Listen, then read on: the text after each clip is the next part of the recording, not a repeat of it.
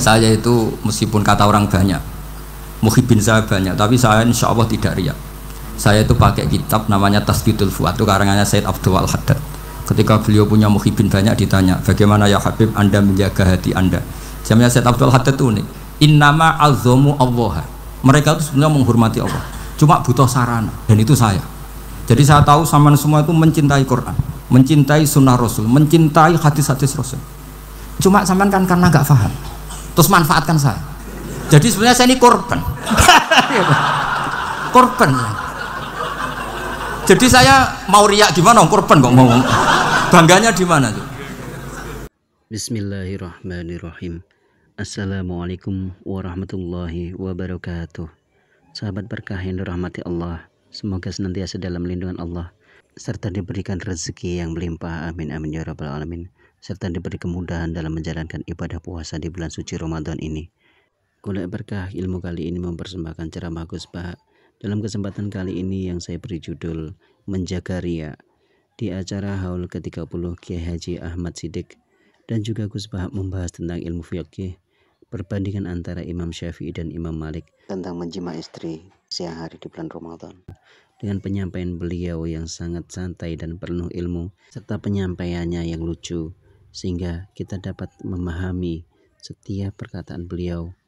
Meskipun ini video yang lama, yang terpenting ialah ilmu yang disampaikan beliau, agar kita tidak pernah lupa dan terus mengingat ilmu-ilmu yang disampaikan beliau kepada kita semua. Semoga bermanfaat, dan mari kita ngaji bersama. Saya itu meskipun kata orang banyak, muhibin saya banyak, tapi saya insya Allah tidak riak. Saya itu pakai kitab namanya Tasbidul Fuad, itu karangannya Said Abdul Al-Haddad. Ketika beliau punya muhibin banyak, ditanya, bagaimana ya Habib Anda menjaga hati Anda? Sebenarnya Said Abdul Al-Haddad itu unik.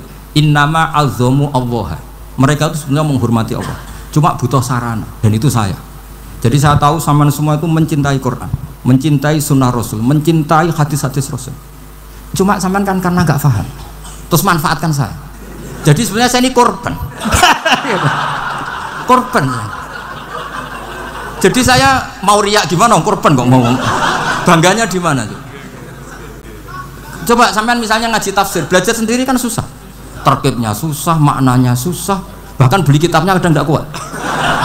Untuk jadi alim tafsir itu kan harus beli kitab. Saya sering belajar kitab itu jutaan. Tafsir Tobari, saya pernah beli kitab Fakhrur Razi itu berapa coba? 27 jilid. Karangannya Fakhrur, belum karangannya ulama modern, Imam Sya'rawi. Itu berapa jilid? Itu jutaan. Saya kemarin juga dihadiahi kitab Pak Quraish Shihab namanya Faidul Bari fi Syarhil Bukhari. Pak Quraish Shihab yang terkenal. Dia sering diskusi sama saya. Saya ngasih hadiah beliau ngasih hadiah saya. Wah itu harganya nggak kuat. Dadak kuat kadang di Indonesia nggak ada coba. Dan sama orang hebat menghindari kesulitan itu. Nah kesulitan itu, sebab ngaji ikut, kalau nggak paham dirukok rekamannya sudah. Gitu. Pinter mana sampai nambah saya?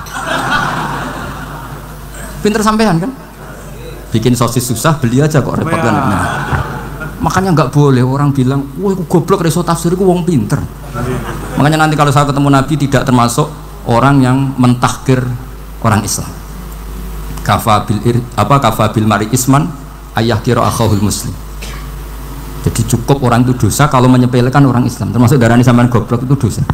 Caranya nggak darani goblok ya tadi di logika tadi.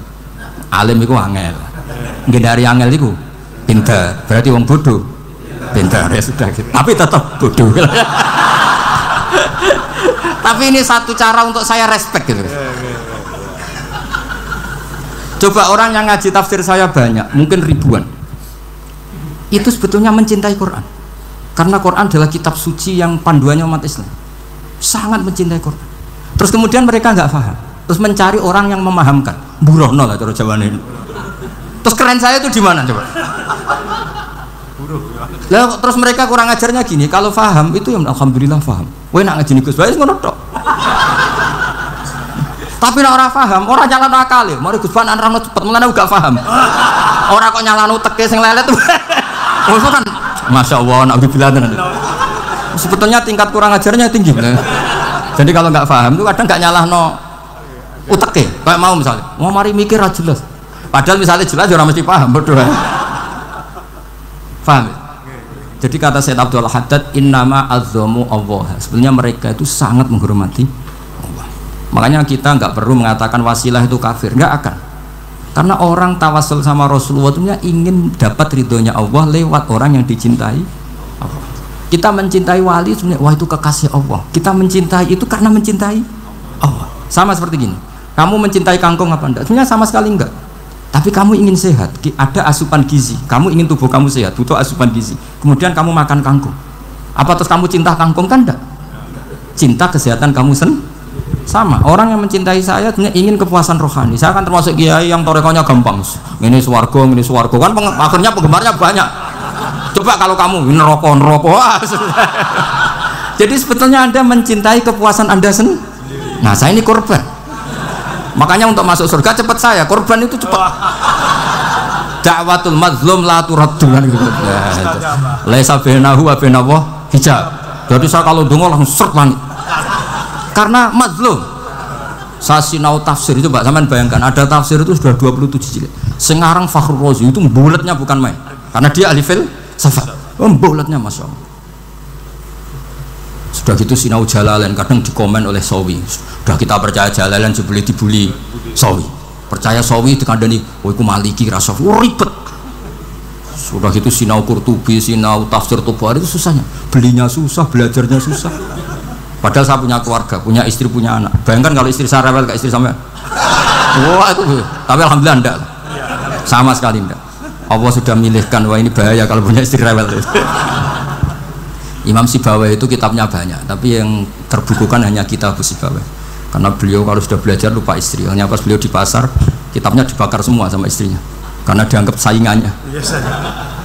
Ternyata yang dicerai tidak kitabnya, malah istrinya. Itu Imam siapa? Sibawai. Tapi alhamdulillah kitab saya nggak terbakar, aman. Saya teruskan ya. Jadi untuk menjaga riya dilatih innama azzamu Allah. Sebenarnya mereka itu menghormati.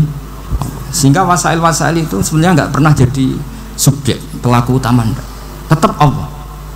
Sebab itu kata Sayyid Muhammad, kamu kok mengatakan wasilah itu kafir itu gimana? Ketika innallaha qad ba'atsa lakum taluta malika. Talut itu ya manusia. PD-nya itu apa? Inna ayata mulkihi ayyatiyakumut tabut fihi sakinatum min rabbikum wa baqiyatum mimma taraka alu Musa wa alu Haruna tahmiluhul malaikah. Jadi beliau PD itu kalau bawa sunduk semacam peti sakti, sing di situ ada baqiyatum mimma taraka alu Musa wa alu Haruna tahmiluhul malaikah. Ya kayak semacam jimat. Tapi saya bukan mensyariatkan jimat enggak, karena nanti banyak penjual yang pembohong juga gitu loh. Cuma cerita, kamu tidak usah mengatakan kafir itu tolut. PD-nya kalau bawa sunduk semacam peti kesaktian yang di situ ada baqiyatum mimma taraka alu Musa wa alu Haruna tahmiluhul malaika. Sehingga Khalid bin Walid meskipun beliau sahabat dan menyaksikan wajah Rasulullah sallallahu alaihi wasallam, itu bawa sya'aratun min sya'aratihi Rasulullah sallallahu alaihi wasallam, bawa rambutnya Nabi. Perang kemana-mana itu diletakkan di pecinya. Nanti sampean tanya lagi, masa pakai peci Khalid bin Walid ini? Wah panjang tuh, sampean itu repot. Sampean tak warai ngaji usul fikih. Usul fikih itu kalau ngaji itu ada istilah tangkihul manat.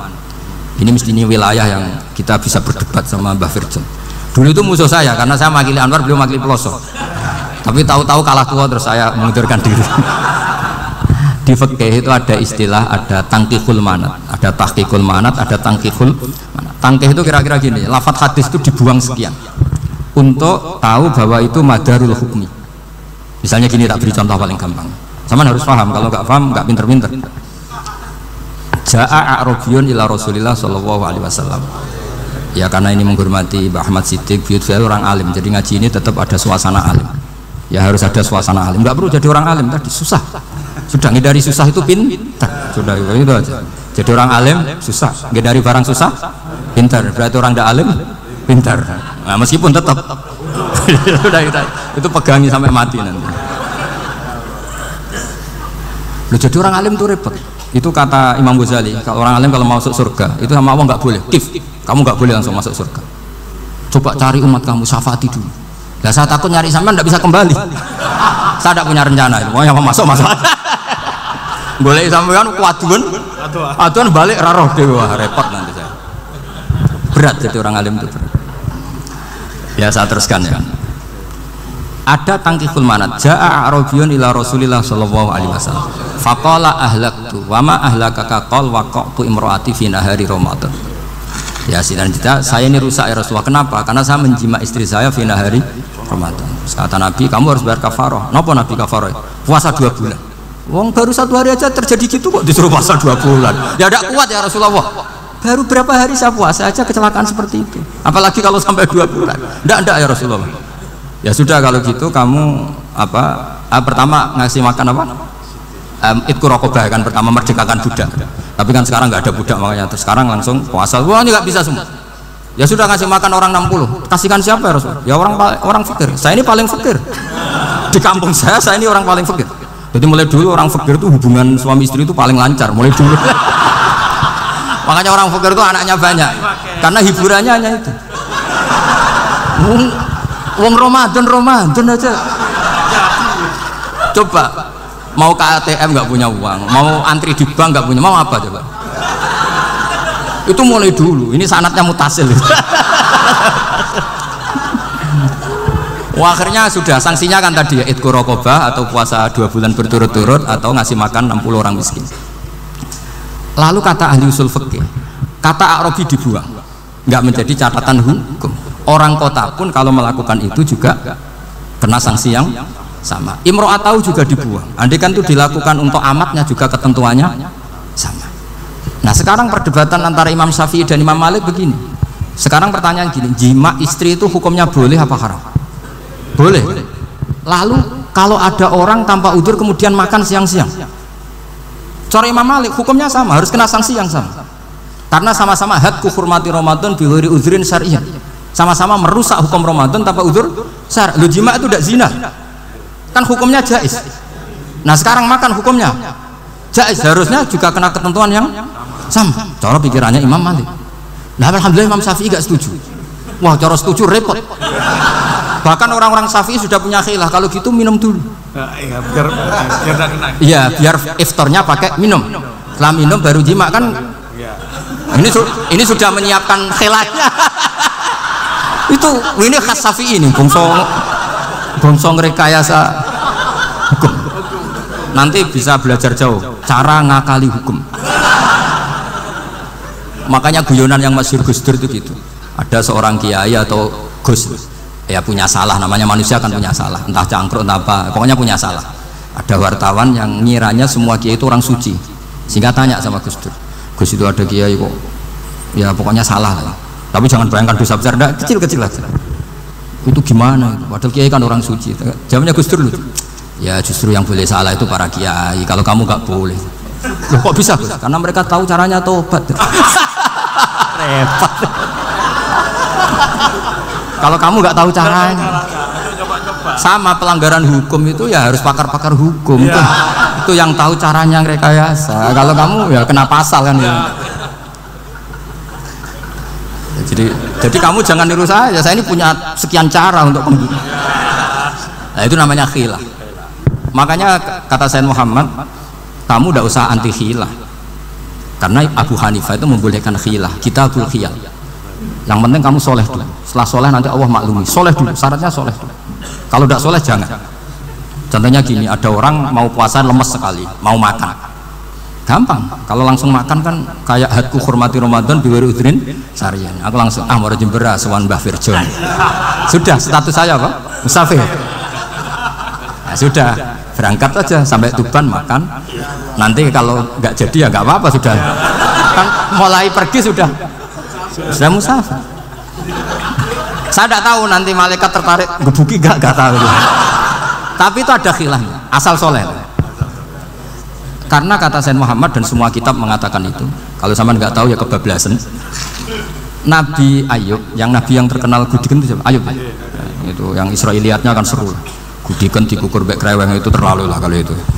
Untuk kreweng konti ning Arab ora ono kreweng itu sudah masalah itu. Singkat cerita, Nabi Ayub ketika diasingkan kaumnya itu kan nggak punya sumber makanan. Lah orang lelaki itu mulai dulu egois. Istrinya Nabi Ayub itu cantik sekali. Udah cantik, rambutnya bagus. Makanya kamu nggak usah tanya kenapa istrinya kayak banyak yang cantik. Ya nah warasatul anbiya, nggak boleh gitu. Kalau nggak cantik ya warasatul anbiya dari segi balak. Istrinya Nabi itu semuanya cantik. Nggak usah tanya sebabnya apa, pokoknya gitu, semuanya cantik. Singkat cerita, beberapa kali istrinya Nabi Ayub itu kerja demi bisa nafkahi Nabi siapa? Suatu saat itu tidak ada pekerjaan yang cukup untuk beli roti. Satu-satunya peluang dapat rezeki itu putrinya raja itu rambutnya berondoli. Terus ada sayembara siapa yang rambutnya bagus mau dibeli. Sampai rambutnya istrinya Nabi Ayub itu dijual. Nabi Ayub tersinggung karena itu mengurangi kecantikan. Jadi lelaki mulai dulu gitu. Udah nggak urun kalau istrinya nggak cantik itu komplain. Itu khasnya lelaki. Jadi kalau kamu gitu ada sanadnya juga, tenang saja ya. Komplain ya pegawaian itu. Saking mangkelnya Nabi Ayub terus ngendikan la adriban naki mi'ata sautin. Kamu akan saya pukuli dengan mi'ata sautin atau dengan 100 cambukan. Atau mi'ata dikhtin atau mi'ata apalah sesuai konteks zaman itu. Engko namun pecut tuku konti kok ribet lagi. Singkat cerita akhirnya ketahuan bahwa istrinya menjual itu demi Nabi Ayub. Allah nggak ridho kalau kekasihnya yaitu istrinya Nabi Ayub wis perjuangan kayak gitu malah kena hukuman. Tapi Allah juga nggak ingin kekasihnya yang bernama Ayub melanggar sumpah. Padahal beliau sudah sumpah, wallahi demi Allah nanti tak pukul dengan 100 kali. 100 kali dengan lidi lah misalnya, contoh yang gampang tuh lidi. Akhirnya sama Allah dikasih satu solusi. Wa khud biyadika dikhtan fadrib bihi wala tahnas. Ya sudah, lidi itu ikat jumlahnya 100. Terus pukul sekali saja. Anggap saja sudah 100. Iku pangeran sing wari ngakali ngono iku pangeran. Tapi syaratnya soleh. Syaratnya soleh. Jadi kalau kamu anti khilaf berarti anti ajarannya Allah di ayat itu. Wa khud biyadika dikhtan fadrib bihi wala tahnas. Itu dulu ada, ini cerita di Ithaf, ini cerita terakhir, ini sudah, sama jangan tambah sudah. Terus pengumuman tadi, yang nggak pernah sepuh utang saya itu haram tadi. Karena tadi saya punya kewajiban di rumah yang bisa menggugurkan ya kewajiban yang lebih besar. Lebih besar itu ya tadi, bisa pernah guru, pernah sepuh, yang jelas nggak umur sampean menang kabeh tuh, tua yang serepot tuh.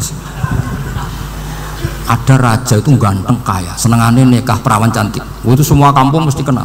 Mungkin digilir atau gimana pokoknya. Suatu saat ada pemuda suka sama perempuan yang di kampung, cantik sekali. Kemudian pemuda ini ternyata pekerja di kerajaan. Tiap hari ditanya, wah itu yang di kampung yang cantik siapa? Mau saya nikahin gini. Wah bahaya ini saingannya raja. Jadi yang dibidik pemuda tadi itu saingannya. Si raja ini orang yang namanya raja kan gengsinya tinggi. Kaifatang kihuha wa kotroa itu kot kobbalaha rojul. Kobok nikahi, saya itu pernah melihat dicium lelaki.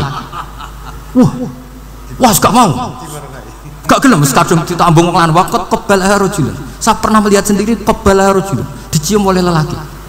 Wah, sudah gak minat raja langsung, gak keren. Suatu saat pemuda tadi nikahi perempuan itu. Rajanya marah, kamu lelaki gak punya harga diri gini. Gak punya selera, gak punya harga diri, sudah pernah dicium orang kok tetap dinikah. Bilang ke raja, ta'rif manir rajul, lelaki itu siapa? Abuha. Kamu tahu lelaki itu siapa? Sopo? Abu bapaknya. Saya kan hanya bilang rojulun. Pernah dicium lelaki. Lah pikirannya raja itu lelaki kue ngene iki.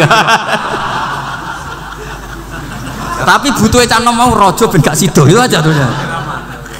Baru kayak digulirkan gitu wakot kebalah rojulun. Wah enggak mau. Setelah itu satu saat pegawainya tadi nikahi perempuan. Kamu gak punya harga diri gini.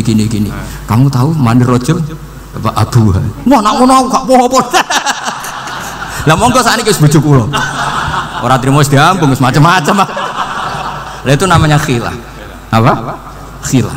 Kalau di Balawa disebut tauriyah atau apa. Tapi saya tidak ngajari sampean seperti itu. Sudah pinter sebelum saya ajarin. Bangsa ngakali kan sudah pinter.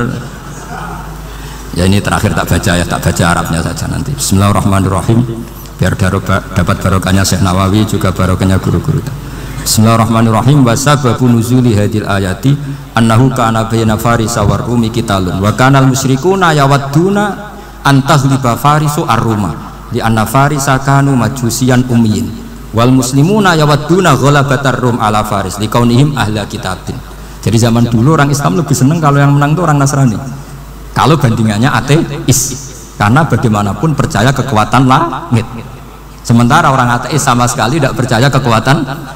Apapun bedanya kita dengan Nasrani itu ada kesamaan, yaitu percaya adanya kekuatan langit. Sehingga ketika orang Romawi kalah itu orang Islam ikut susah.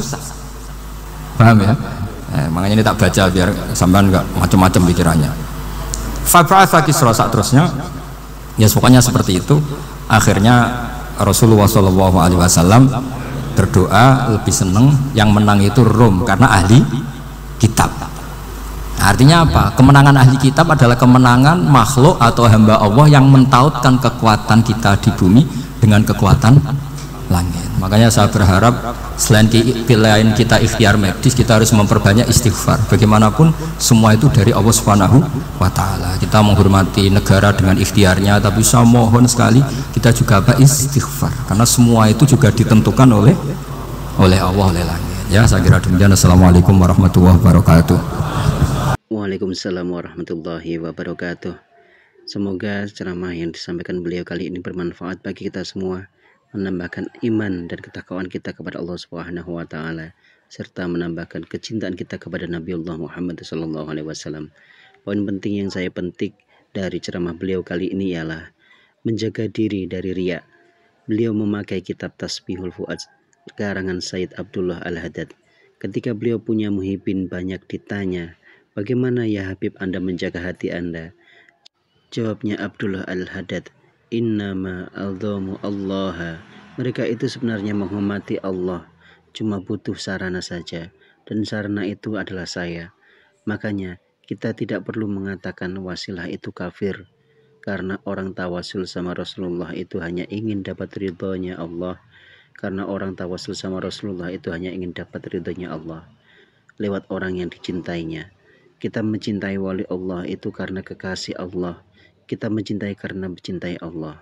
Semoga ceramah yang singkat yang beliau sampaikan kali ini bermanfaat bagi kita semua dan menambahkan iman kita kepada Allah Subhanahu wa Ta'ala, dan menambahkan ketakwaan kita serta ilmu kita, dan menambahkan kecintaan kita kepada Nabi Allah Muhammad SAW. Amin amin ya rabbal alamin. Mohon maaf apabila ada kesalahan dan kekhilafan. Wassalamualaikum warahmatullahi wabarakatuh.